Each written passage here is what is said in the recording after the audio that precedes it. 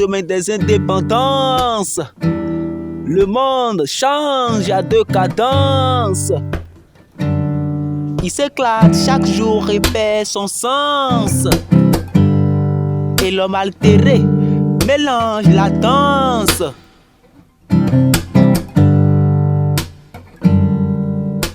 Certes, au XXIe siècle, seules demeurent les aventures pécunieuses. L'humanité encourage la perversité et toute atrocité. C'est ainsi que la fraude et la détérioration sont nées. Le plus grand désir assouvi, c'est l'oseille. Du coup, l'argent demeure la favorite seille.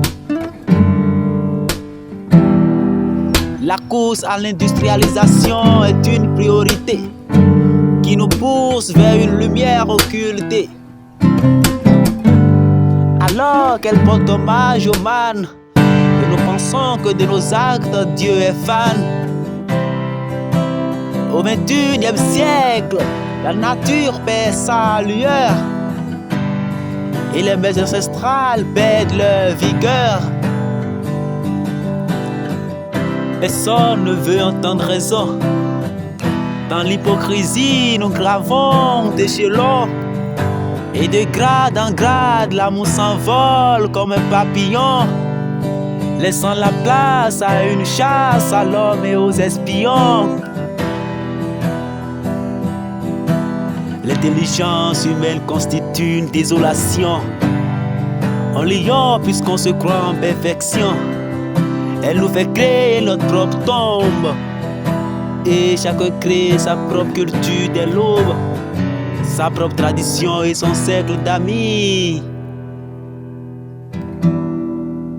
Au XXIe siècle, on vit un suicide. Au XXIe siècle, la charité est paralysée. L'amour véritable est très peu rencontré. Le genre humain est assis sur le conditionnel. Le bien-être du commun succède le personnel. Ils déplorent le force que dans leurs intérêts. Franchement, Satan veut un inimaginable calvaire. Ma plume n'a rien changé en réalité.